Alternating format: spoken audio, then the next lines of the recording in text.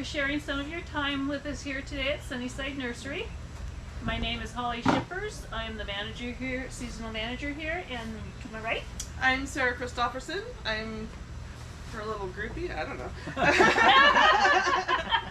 I'm also in seasonal. I do all the custom container planting and stuff, and we both sell veggies. We each sell everything. Today we're going to be talking about warm weather veggies.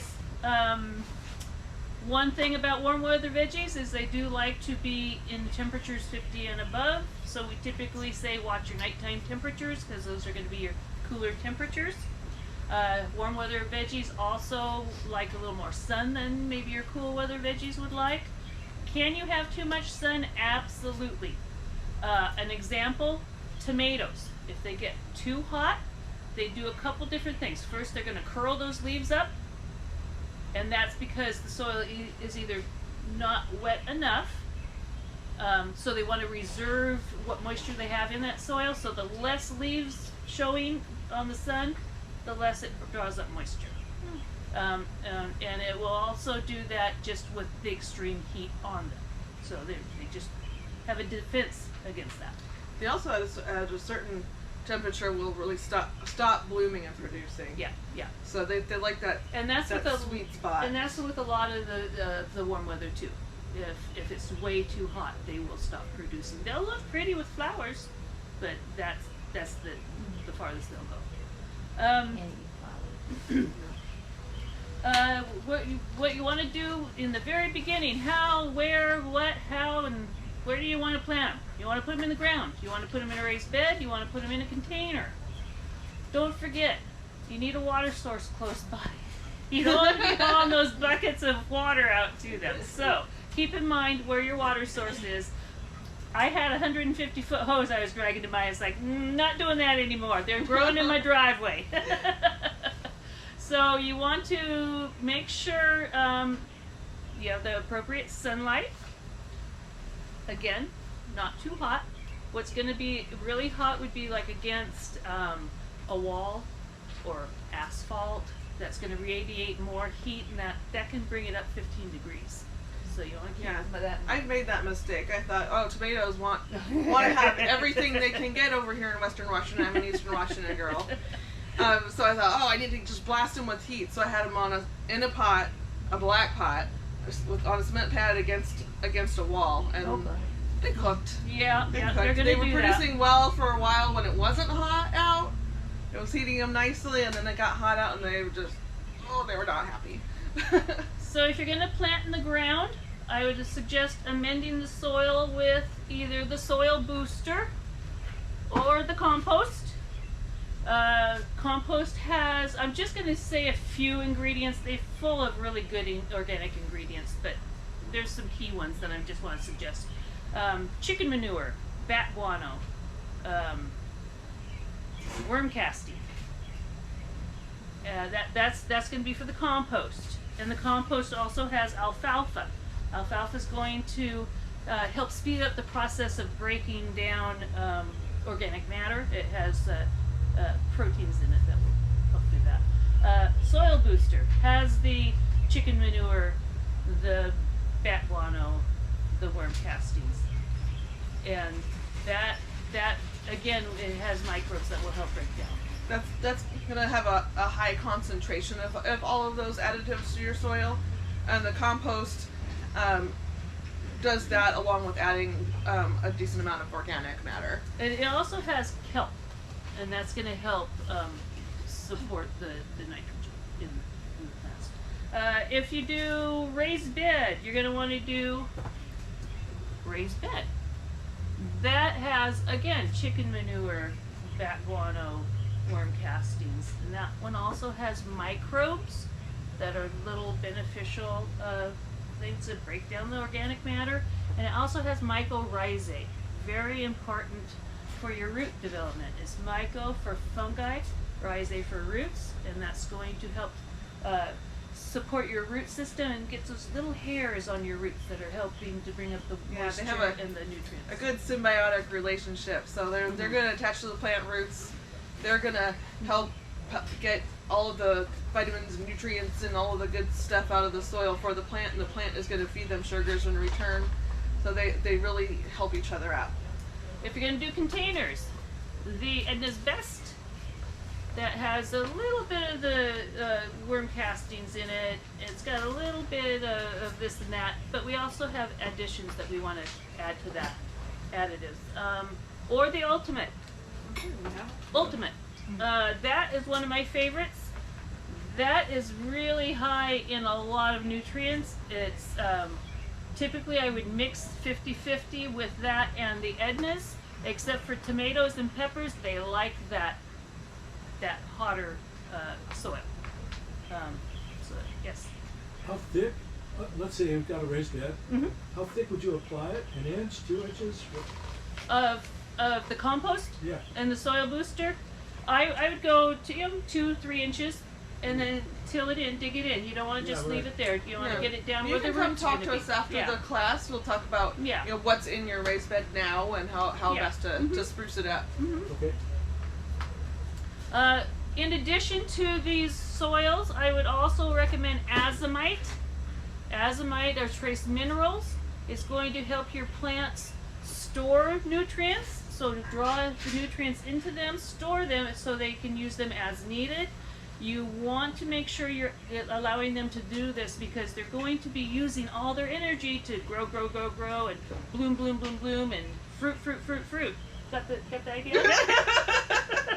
And it also enhances the flavors of everything you eat. Everything. Herbs, fruit trees, berries. It's great. The reason it enhances those flavors is because it's helping it draw up nutrients and store the nutrients, so your food is actually more nutritious. So I add this to everything I plant, not just the things I eat. Every single thing I plant. It benefits every plant, but you're putting it on your edibles, it's going to benefit us too. Another thing that I add to every single plant is calcium. Calcium, what we have right now is oyster shell, and it's really baby powder fine. You can use chicken egg shells, you can use anything like that, but that takes years for it to break down. This works right away. This is going to help support your plant in good, healthy, strong plant cells. Kind of like milk for us with our bones. This is the same for plants. You also would like to add a good organic fertilizer. And this you all add as you're mixing the soil before you plant. You also want to add some, I always get them backwards on what it's called, Sopo magnesium. So it's sulfur, potassium, and magnesium. Sulfur for helping with the green in your plants, potassium for plant growth and helping the resistance to disease, and I said potassium, right? Magnesium is for the coloration of your plants. Really nice products. What do we have down there? Oh, lime.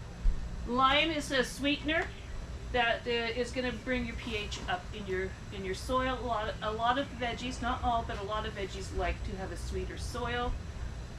Blood meal. And blood meal, that's to add. You want to be careful with the blood meal. That is just for nitrogen. That's going to make it grow. But you can over nitrogen your plants, and then they're just not going to bloom and produce. They're just going to keep wanting to grow. So you want to be careful with that. Beautiful green plants. You want to talk anything about pollinators? Sure. I don't know. I'm off my game on pollinators.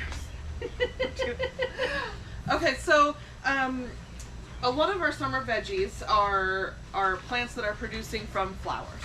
And we need the pollinators to come find those flowers and pollinate our plants for us to develop fruit. There are little tricks you can do. A lot of people like to take squash flowers and take the petals off and pollinate their other squash flowers. And if you want to be that involved, go for it. Some people use paintbrushes. Some people use Q-tips. You can use your dog. They just have to walk past it. And then that's something I do talk to people about if they're kind of in a more enclosed greenhouse situation where they don't have a lot of pollinators coming and going. You're probably going to have to help the plants out. But there are a lot of plants too that are specialists. Tomatoes are pollinated by bumblebees, and the bumblebees will grasp onto that flower, and they'll basically detach their wings from their wing muscles and just use their wing muscles to vibrate the flower, and that releases the pollen. So we really need our beneficial pollinators attracted to our gardens. So I recommend not using a lot of pesticides if you can help it. Using organic ingredients that aren't going to be harmful to our pollinator friends, and then bringing in a diverse variety of flowers into your veggie gardens and spaces, along with herbs, to help bring a variety of insects in. And even sometimes our birds and Yep. some things are pollinated by flies. lots of stuff. Even the breeze can do it. Yes, corn. Corn is pollinated by wind. Is that what And then also, in that same vein, bringing in beneficial insects. So again, we're going to have our flowers, bringing those guys in. I recommend doing a wide variety of plants in a spot. If you're doing raised bed, don't do a big huge raised bed all of one crop, because that's gonna make it real easy for those pest insects to find. If you have a tomato plant with some basil and maybe some celery and some cilantro, that when it blooms is an amazing attractant to our hoverflies and other beneficials. And then the seed is coriander. So plant little groupings of seeds of cilantro. Do it every few weeks. Let it go to flower. It's going to be Cilantro's amazing. Great. You get 5 to 8 crops off of one plant, then let it go to seed. Fresh coriander is amazing. Yeah. So it's going to benefit us. It's going to benefit our other plants that might have pests attacking them. And also having things like trap crops around. I favorite our nasturtiums, which Are on the order that didn't come. we don't have plants, but we should have seeds if you want to do those. But they're actually related to a lot of the cool weather crops, the cabbage and broccoli and all those things. But they are loved by aphids, and the way you use them is you put them throughout your garden. They're so attractive to aphids that the aphids are going to go to that rather than maybe their pepper plant that it's next to.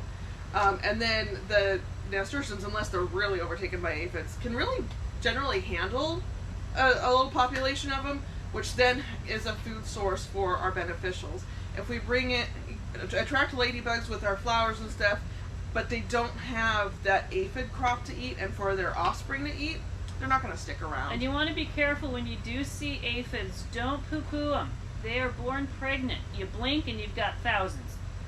So if the other things are not helping out, we do have products to help with the aphid control. You just do not want to spray on flowers. And I will use those things on my crop plants. If they've just got a little bit of aphid on them and I can clean them up and save them, great. And then those trap plants, I leave the aphids be on those, so there's a food source for our beneficials. We want to bring them in. We want to bring in the birds. We want to bring in the ladybugs, the parasitic insects that use those pest insects for their babies to feed on. We want to invite all of them in. So that's why we're trying to stay organic, not bringing in these chemicals to our bodies, and also not introducing them into our plants and our soils.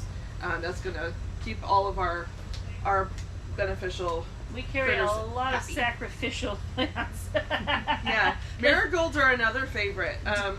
They can repel a lot of harmful critters. One being harmful nematodes in the soil. Their roots put out chemicals that they don't like. But also, when you have the ones with the open center, that's going to bring in a lot of beneficials. And then the flowers are attractive to aphids as well. So it's another good crop. So they're so versatile. We just have them stocked with our veggies. Keep in mind the products that we're going to introduce to you today are for organic gardening. They're the ones with the little beige brown, what do you call that? Beigey brown tips on them, and they will Yeah. say organic gardening as well. If this shoulder here, this tan shoulder, if it's purple, it's not going to be for organic gardening. If it's tan, it's going to be safe for organic And gardening. I'm strictly organic gardening. That's just me, the way I was raised. Okay, indeterminate. We're gonna pick on tomatoes because they involve a lot of what we talk about. That's mainly what we deal with those. Indeterminate can be anywhere from 5 feet to 12 feet. You don't know. Determinate is usually around 4 or 5 feet. Now, what I do to keep my indeterminate short is let me hand me a tomato. I take all these leaves off, and I leave these 2 to 3. Take the top off, bury it all the way up to here, and it'll grow about 5 feet instead of up to 12 feet, depending on what tomato it is. And they get really beefy branching too. You still have to use supports, but they get really beefy branching. You put up the top? Take the top off? Because then it's going to grow a bunch So- of side shoots from the sides and be a full bushy And plant. this stem here, I didn't mean to grab your boob there. This stem here is all roots. Right. All these little fuzzy hairs will turn into roots once they're underground. So you just have the couple of branches up top. Oh. And you're gonna think, oh my god, I just cut off all my plant. But before you know it, just goes. Think of it as a weed. It wants to grow. Yeah. Since we're here looking at this tomato, when we talk about side shoots, and this is the case for a lot of plants, where you have a leaf coming out of the stem, is also a point where you can get branching. So if I were to cut this here, it's going to put most of its energy into this right here. It's also going to, at a couple spots here. But generally they want to send energy to what is at the end, at the growth tip. So if you take off this end growth tip, whatever's here is going to get all that growing energy. Now if you are growing tomatoes more upright, if you're putting them on a pole, or a lot of people use, if they want to plant a lot, they do like a cattle panel and put several on it and keep them skinny and tall. Then you're going to be wanting to take off a lot of these side shoots and maybe just have a couple leaders going up. So that's a good way to pack a lot in a space and get a lot of different And varieties. those your support could just be a pole, and you can wrap it up on a pole. So those little side shoots that come out there, those will bear fruit also? Yes. Okay. Yes. If you have a lot of the reasons why we thin, and especially some of the lower, well, I'm always going through and popping guys Uh-huh. off and taking leaves that are discolored, or taking some of the inner leaves to get more airflow in there. I just don't leave my tomato plants alone. Oh, I don't I'm either. always picking I'm at always them. messing with them. But they need to have good airflow. They need to have good sunlight. So if you get a really thick plant with all of these leaves shoved inside, they're not getting any sun. They're not getting good airflow. You have increased chance for fungal issues brewing in there. If you have flowers growing in there, the pollinators can't get to them. So you want to have an open, airy plant, whether that's topping it and having a full bushy plant, or growing it tall and narrow. You want to make sure that you're getting plenty of airflow. Don't have leaves that are sitting on the ground for fungal spores to get on.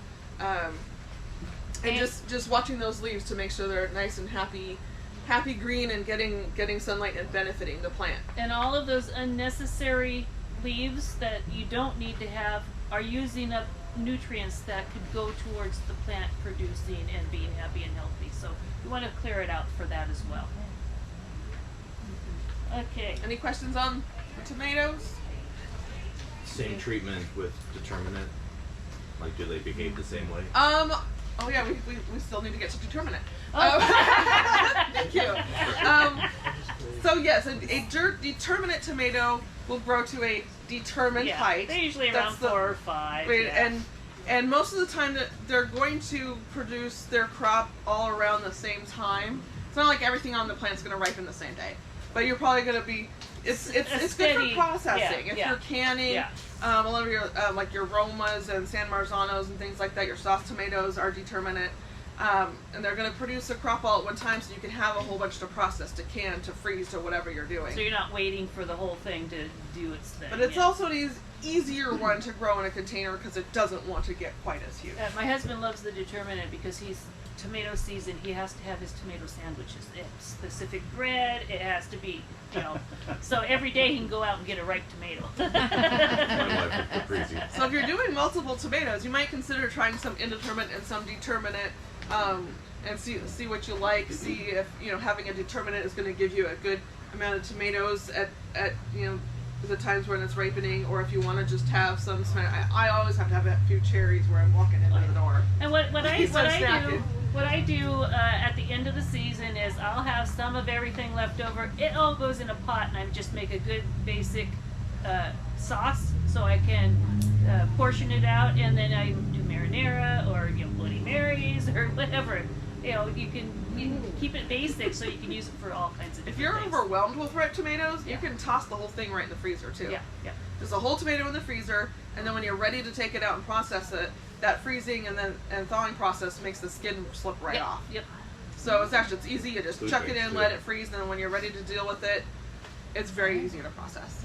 How big of a container would you need for a tomato I plant? do mine in 20-gallon containers. 20 gallon? Yeah. I've They- been they doing mine like- in 15, and I have a little bit of a hard time keeping them watered once it gets to Yeah, that hot. they like a lot of root space, especially if you do it the way I do, where I'm burying them deep, because that's creating all these roots. And by the end of the season, there's no soil left. It's just nothing but roots. So Wow. they need a lot of root space. And that root system being one of the most important parts of the plant. Yep. That's your whole Yep. base that's supporting your plant. Do you have any new and exciting varieties you recommend? Yes, they're on the truck that hasn't come yet. And we will get to some varieties once we're get toward the end of this, but yeah, unfortunately, as usual, we're still waiting on some stuff. Do most of the tags say if they're determined or Yes. undetermined? Yeah, Okay. Absolutely. Yeah, yeah. Did you want to talk any more about I think. kind of crossed on Does everything? everybody know? Just on the vein of tomatoes, the different varieties. We've got the slicers, so those could be large or medium slicers. We've got the sauce tomatoes, so that's the Romas, the San Marzanos, that have more meat and less of the pulp. And then there's the cherries or snacking tomatoes. So we have those three sections separated in our department. Okay. Start talking plants? We kind of Yeah, crossed because a we've little on that. kind of talked about Yeah, intercropping. yeah. I mean, basically the main, and this is in the handout. I love this book. It's her Bible. It's all science based intercropping. So she's only talking about pairings of plants that have been scientifically tested and there have been studies on. Instead of the passed down information. Oh well, tomatoes and basil do well together. They do. But is that really scientifically proven? Actually, with the tomatoes and basil, it is. But the main takeaway, if you don't want to do all of the research, is to have as many different unrelated plants together as you can. And one of the things I did in the handout was to group the veggies in their different families, so you can see what's related and then what might not be related. A lot of our vining plants this time of year, our melons, our cucumbers, our squashes, they're all related. So then it's good to get some other things in the mix. And then one other quick one, when we're talking about corn, you don't want to put just one plant here or there. They're not going to pollinate themselves very well. They need to be in a block. Yeah. Because they're wind pollinated. You have the tassels up top, and when the wind blows, it jostles loose that pollen and it falls onto the silks, and every little piece of silk is connected to one corn kernel. So the pollen gets on all those silks, and you get all those lovely corns. If you just get a little bit, because this other plant is way over here, and just a few little pollens you might have a really spotty cob of corn. Next time you go to take the husk off, do it gently and look at where every single one of those silks is Wow. actually Kinda cool. I had touching. no Yeah, idea. yeah. You'll see them coming out from Yeah. between all of the kernels. Yeah. That's why you're going, Why are they stuck in there? That doesn't mean you can't plant other things amongst your corn. One thing that she talks about in the book with corn is and that's one thing we haven't covered is legumes, nitrogen fixers, nitrogen giving us the good green happy growth that all the plants need in varying degrees. But corn being a grass needs a lot of it. One of the things that people have started to do is to start fava beans. And then once the fava beans have been up for a few weeks, then start putting in your corn. So the fava beans further along in its growth, so that by the time the corn is starting to grow, the beans have developed a relationship with that bacteria that helps them make little nodules and take nitrogen from the air and make it available in the soil for plants. I've grown mine corn with beans, with cucumbers, and squashes. And they've been Yeah, Sisters a lot of those things, they're along the ground where you've got your upright corn, so they're not fighting with each other. And in general, plants like to have their roots in amongst other plants' roots. Yep. All right, let's talk some plants. Ready? This is called candy cane chocolate cherry. This is like a little mini bell pepper, very sweet. It's a funky color. It's a multicolored bell pepper. Very sweet though, just eating them as a snacking bell pepper, or you can use them in salads or stir fries. It's got a thinner skin than like a big bell would have. So, on the bells, am I right that like bell peppers in general have a pretty similar taste, but you can get a lot of looks and sizes out of them? Yes, yes. I grew some monster bells last year. Speaking of bells, let's talk bells. This is a green one. So green is just going to be green. It's going to be a nice thick green flavoring. A lot of people don't like the green because it's not as sweet as the yellows, the oranges, then the reds. There's a place for greens in my palette. Is that the Cal Wonder? I don't know. I didn't look. This is just a basic red bell pepper. There's all the wonder ones. We have all kinds of bell peppers. This one gets a nice big, meaty bell pepper. Great. The thickness of it is great for stir fries or, again, just eating raw. I'm a bell pepper fan. I love bell peppers. I encourage you to be brave. It doesn't have to look like what you get from the grocery No, store. it doesn't. It can be way more fun than that. Although mine last year looked better than the grocery store. This is a Cal Wonder Golden, or an orange. Another nice, thick, meaty one. Very sweet. The colors are a lot sweeter than the green. Keep that in mind. I thought I had a purple. Hey, here we go. This is called Dragonfly Sweet. This is a purple bell. This is a small one. We also have one out there that gets bigger that I didn't bring in. But the purple, again, very sweet. Now, purple is going to have a little more antioxidants to them. You have any purple in a tomato, purple in a pepper, purple eggplants, they'll only have more antioxidants. This is a Cajun bell. This is a sweet pepper.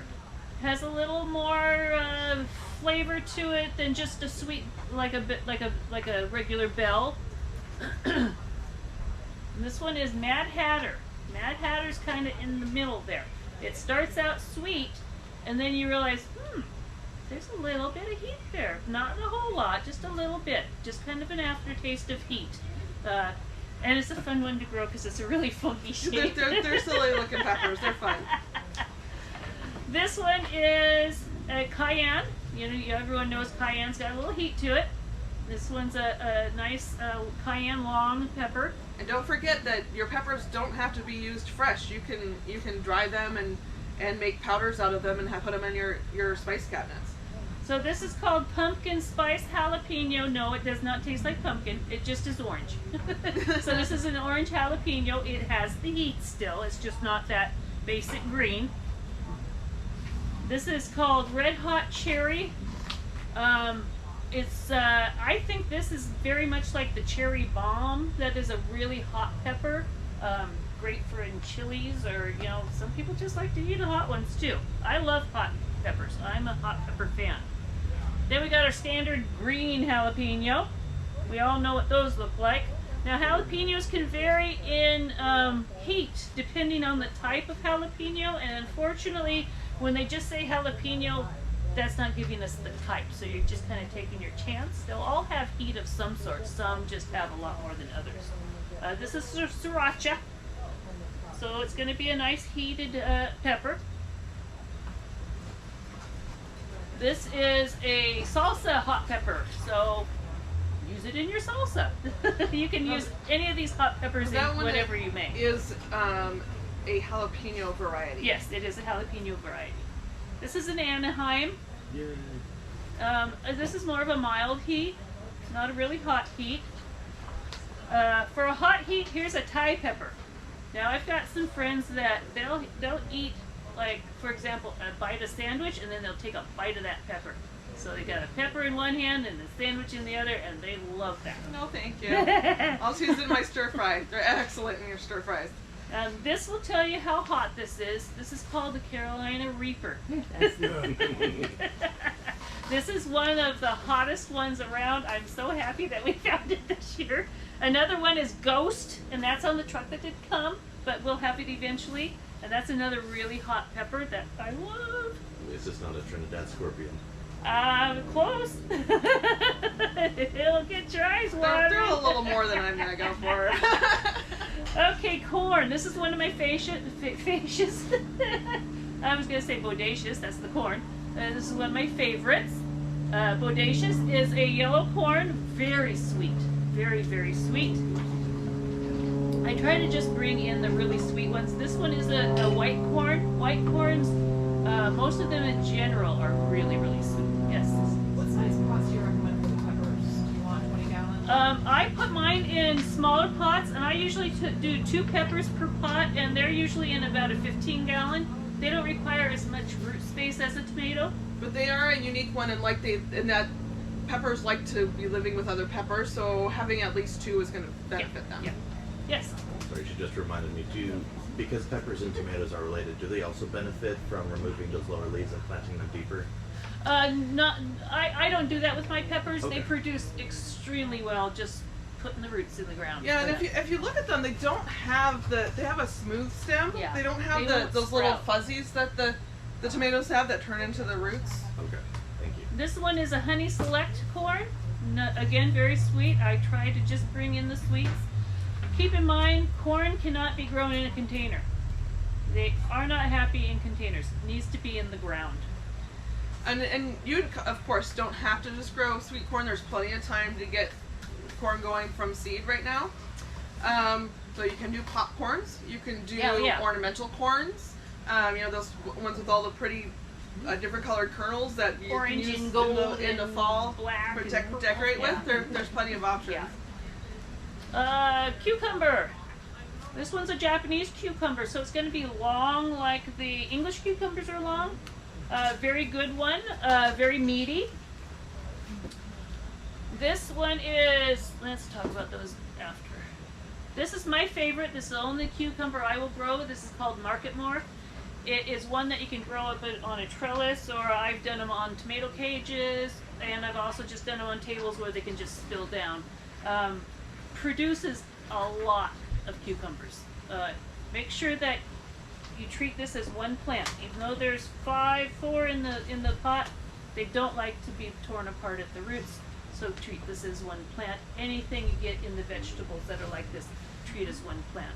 What's the name of that one again? This is Marketmore. Very meaty. One of the reasons to grow on trellises, besides just taking up less of a footprint, you're going vertical instead of sprawling out on the ground. Those fruits are going to be kept up off the ground, where a lot of critters who might eat them aren't going to be able to get to them as easily. That doesn't mean they're perfectly safe and nothing's going to snack on them, but if your vines are laying on the ground, a lot more critters will get to them. Or you could just have an adult man urinate the perimeter and the bunnies won't come in.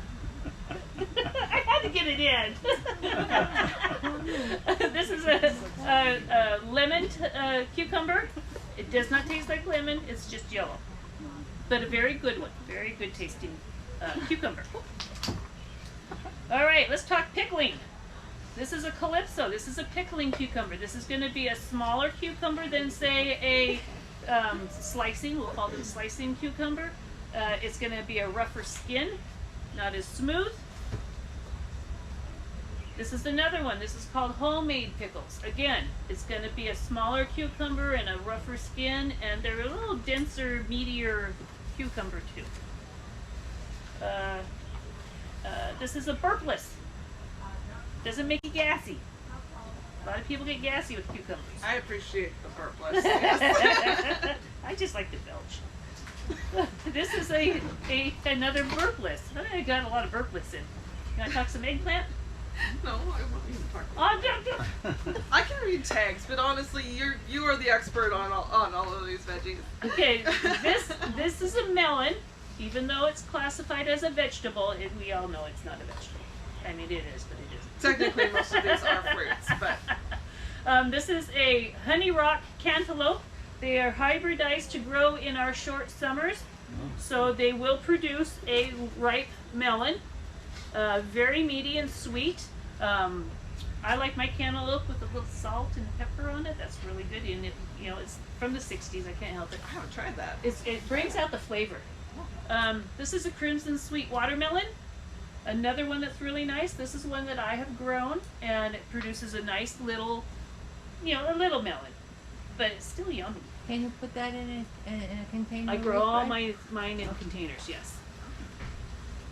And then Yes, a lot of people think we don't have the climate to grow these, but we bring in the ones that do well here. Yeah. You're not going to get a huge watermelon. We don't have time to grow it and ripen that, but you can definitely get the little ones. the first watermelon that they came out with for our climate, they actually did in Skagit. So that was the guinea pig climate.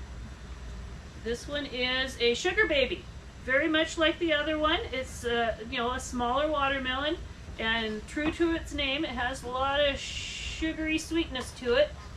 This is a honeydew. We all know that's the green melon.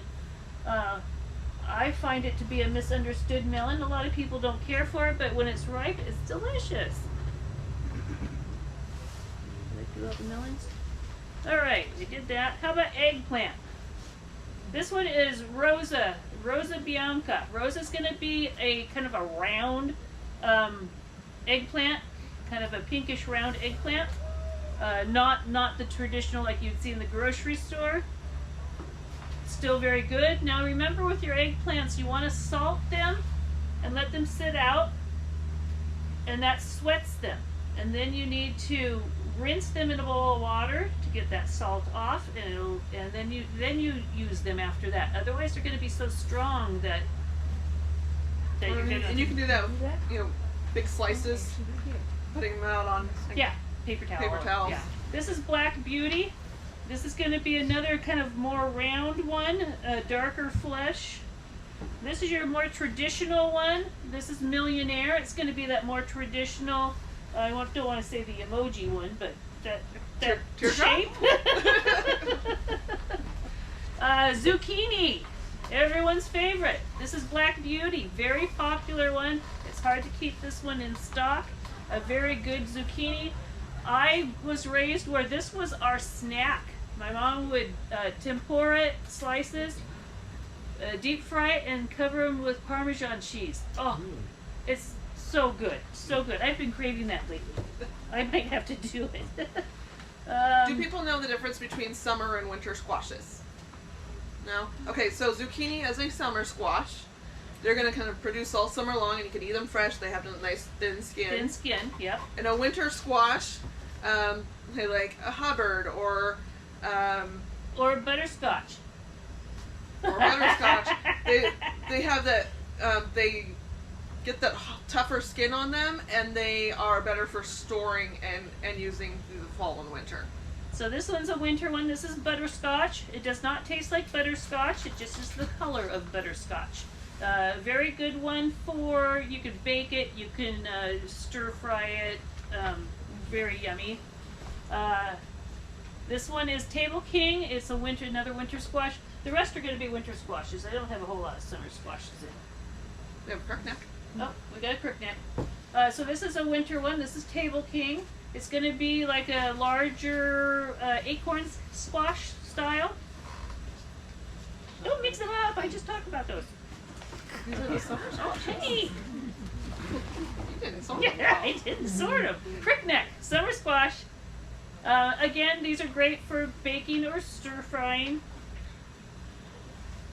Stir frying, of course, you gotta wait until they're squishy. This was the technical terms. This is a slick pick, another summer squash. Just a very narrow zucchini style squash. Tempest is another one, another summer squash. Again, baking, stir fries, yes? Did I hear correctly that there was a name of Black Beauty for both a zucchini and a squash? The just imagining zucchini was Black Beauty, the squash was, do we have a, well, I think- squash Or an is, eggplant, I'm sorry. is considered a squash, a zucchini is Oh, it's a considered summer a squash. squash.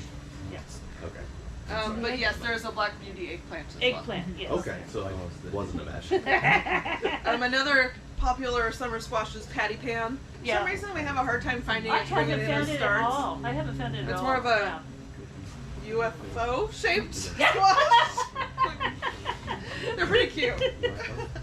Delicata, very popular squash. I had such a hard time. I tried to plant them every year, and they don't really grow for me. Is it something special? Are you amending the soil properly? Maybe. Maybe. How do you fertilize? Are you fertilizing with a regular organic fertilizer? I do have that. Uh-huh. In ground in a container. It's in a container. And do you refresh the soil each season? I did this year. You Okay, want to maybe. make sure when Well, you let's see do how it goes this year. when you do container I'll go back gardening, next year. Oh, yeah. when you do container gardening, you do need to refresh the soil each year. Okay. These guys are veggies are very hungry plants. They're going to deplete this if they've got this much soil. They're going to deplete that pretty well. Yeah. Plus, as you're watering, there are some nutrients that are water soluble and will flush out with the water. Nitrogen being one of those.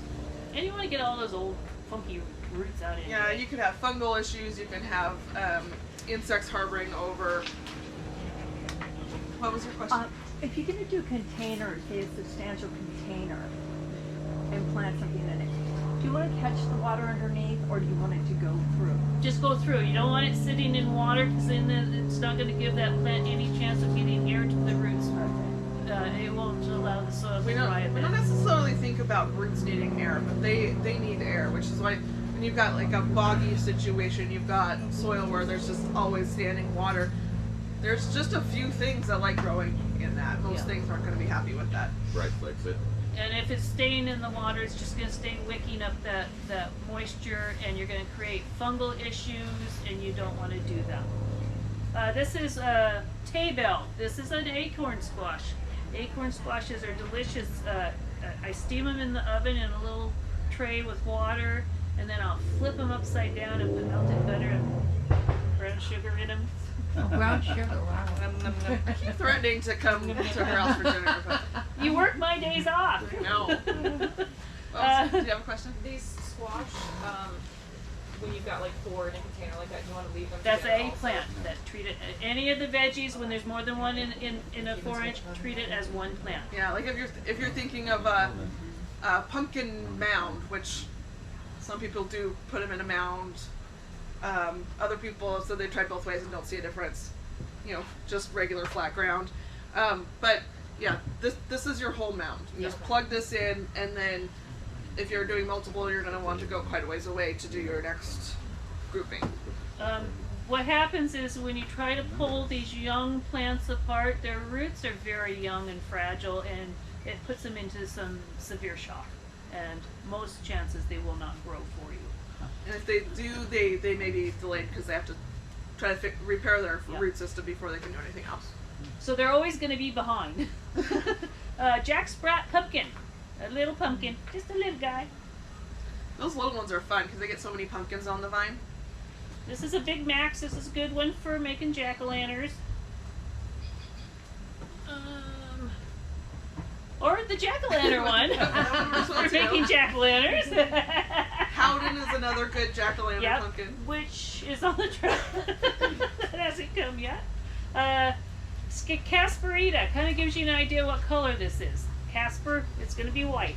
Whites are really hard.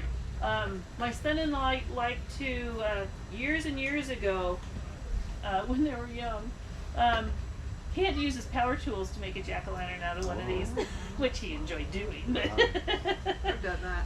and a Makes it knife fun. just isn't good enough. Am I talking tomatoes too? Of course you are. Okay. I'll talk celery since it's here.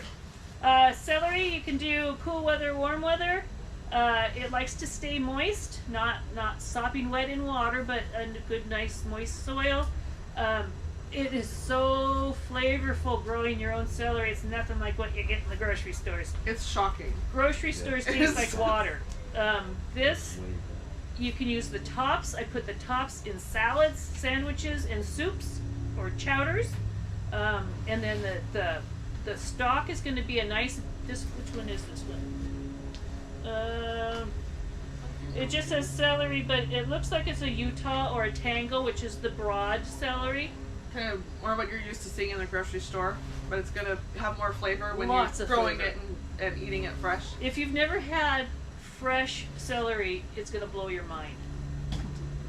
Yes. I saw a show a little while ago, and they were talking about two different kinds of celery. Mm-hmm. So the ones that grow well here, are they the ones that you kind of cut as a head, almost like you would a head of lettuce, or You can do kind of stalk pick at a the time. stalks at a time? I do mine as a stalk at a Okay, time. awesome. Yeah.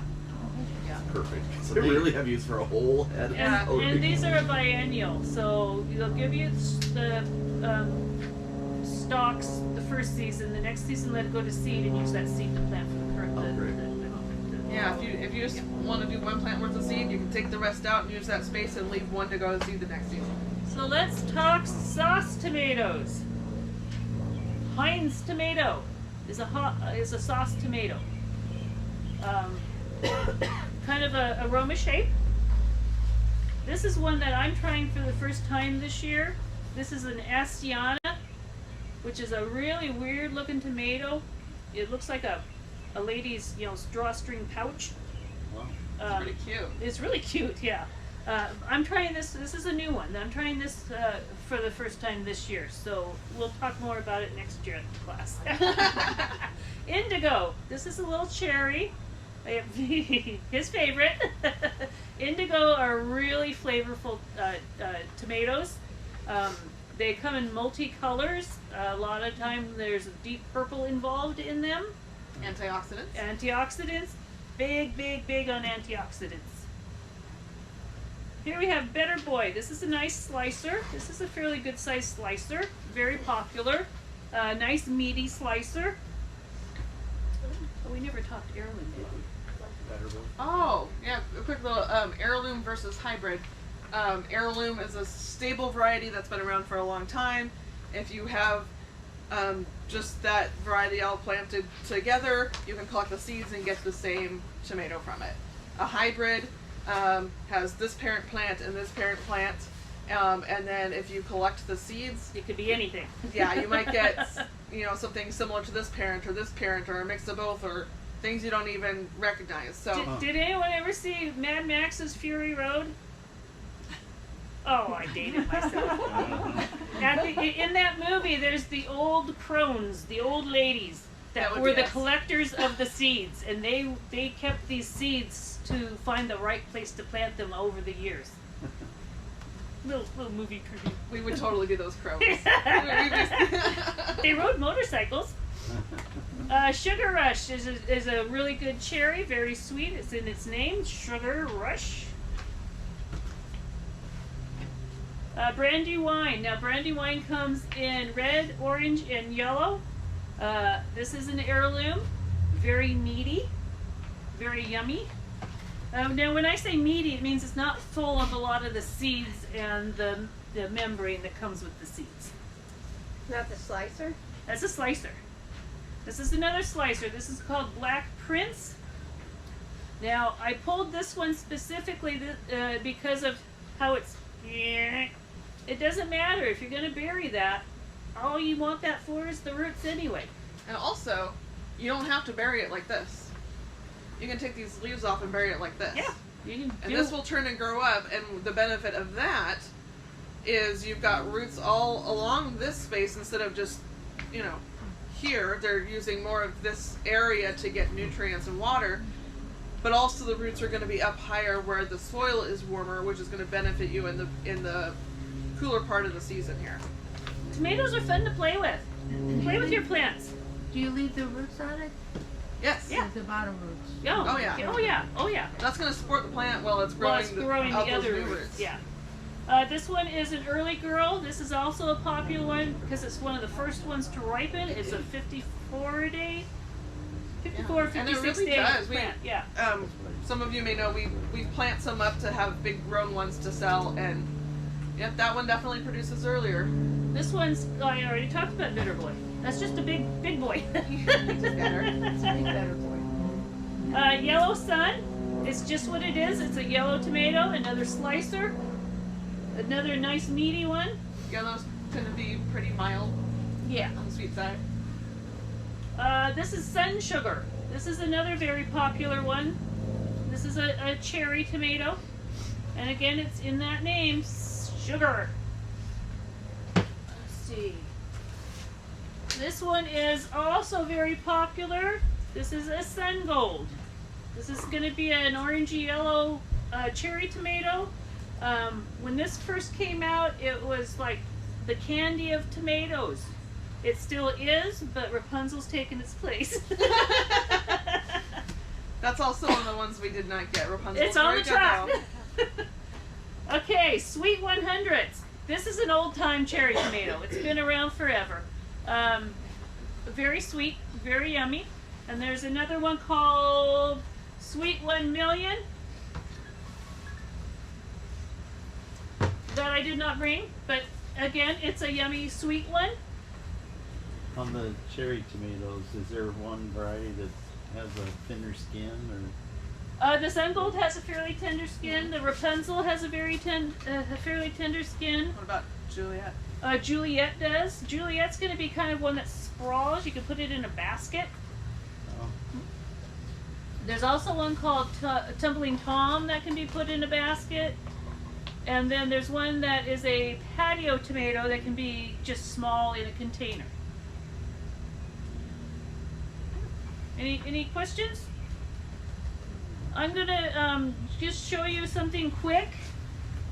Now, I'm dating myself again. About 25 or so years ago, an old grower told me how to pre-soak my veggies because I wanted to know why my squashes were so full of mildew every year. And let's see if my memory can remember. He said it had something to do about the seeds and how they processed the seeds, so the mildew happened more often.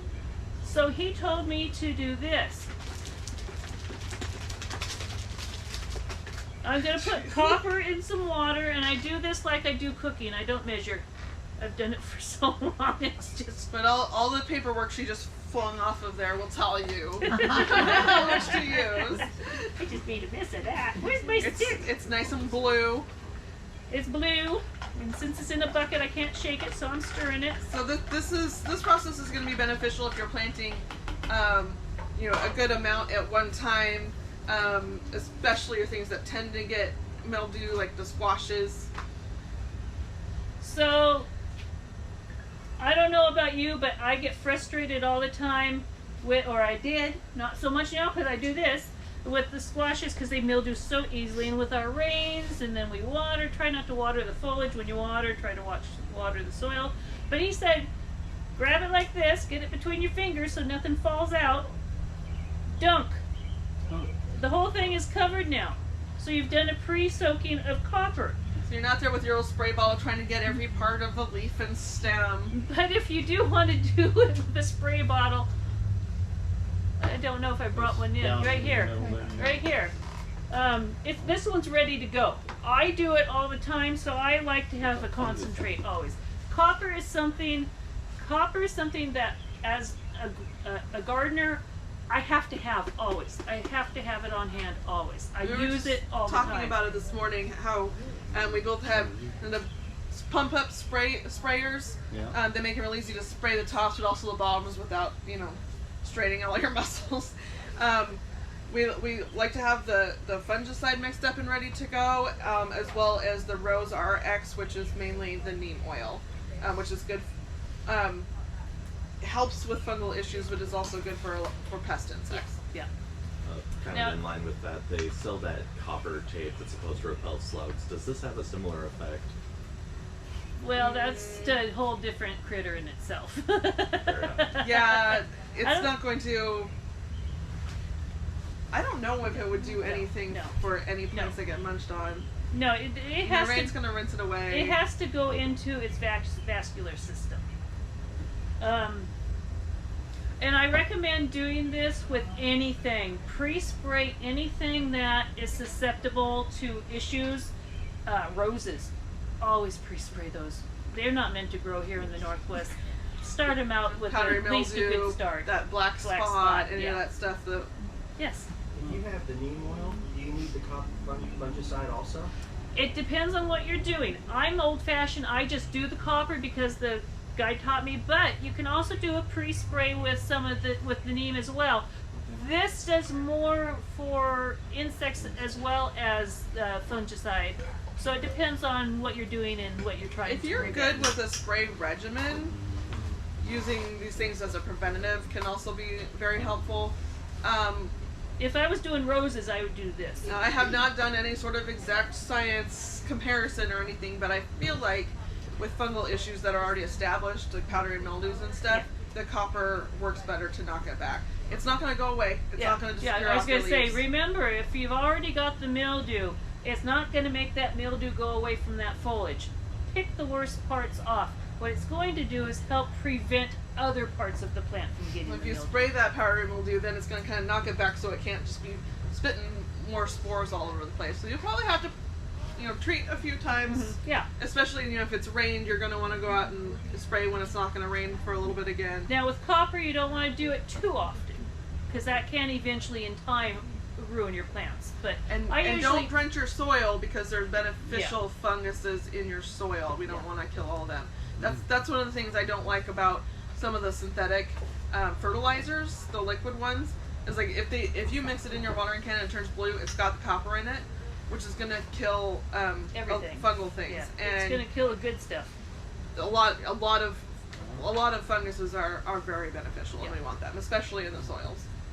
So how often do you want to be applying? I do mine maybe once every few weeks until the buds start showing. And then once the buds start showing, you don't want to do it. You don't want to do the flowers or anything. You don't want to spray anything of any kind on any of the flowers. That can kill the bees, and it's not going to be good for the production of fruit. Any more questions? Thank you. She's just reminding me. Yes. So do we get 20% off? That's what she was just reminding me. Tell them about the sales. So the sales today are 20% off of the veggies, 20% off of the tomato veggie fertilizer, 20% off of these amendments, and the compost is buy 3 get 1 free. And that's bags or bales, so you can get the big compressed Yeah. bales that way too. Yeah. Now, that's available through. It's just a Saturday class. Usually it's available for the week. You just have to mention that you're in the class. Yeah, so if you come to get those vegetables that haven't been delivered yet, like through Friday, let the cashiers know, Okay. so they can give you that class discount. Okay. I had emailed any question. I don't know much about covering my plants, Uh-huh. and so I have this I bought a covering. I've had it. I haven't used it because I'm scared of it. It's black, and it's like I don't know, like a seed bag or something almost. If you cover your plants, are they gonna get sun? Why That's my are you question. covering them with? I don't know. Should I cover them? You don't want to cover them with plastic. No. It's not plastic. It's More of a mesh? Yeah, it's like a mesh. Or It's like a floor shade covering. cover? So Is that what is it on the is it at the base of the plants or over the plants? over the top? No, you don't want to do anything like that. You're not allowing the sun, the vitamin D, the rays to get in. I see how people And the clear, pollinators, clear yeah. stuff though. Does that actually let any sun? Like, did this let any sun in? Absolutely. Yeah. Oh, so it's Yeah, clear. we grow all sorts of stuff in the greenhouses, Yeah. but it is specific greenhouse plastic, Yeah. and it does it does age and then need to be replaced. You know, it stops letting us enough UV through. But there are covers like Harvest Guard it's kind of a thin white. Also, Remay. So we use that here when we're getting an unexpectedly cold night, or expectedly something colder than the plants really like, and we'll cover them at night and uncover them in the morning. And that can give them about 12 degrees more temperature. And we're hopefully beyond it at this point, but when we have threat of frost, it's going to keep frost from actually getting to your plants too. And that makes a huge difference. So a lot of times we'll have something out on carts out in the open, and all we just need to do is keep the frost from getting on them. So we just scooch them in. They're still in the cold air, but they're not getting the weather, the frost. Yeah, out in our department, there's plastic over the top. It's not closed up. People ask us all the time, like, is it okay to put these outside now? Well, they are outside. They're just, out of the element. out of the elements. They're not being rained on. We're not getting rained on when we're shopping for them. So they're still getting those cold nighttime temps. They're acclimated to it. They're Yep. good to go. Yep. Anything else? Well, thank you very much for coming. Well, thank you. you. Happy planting. Thanks.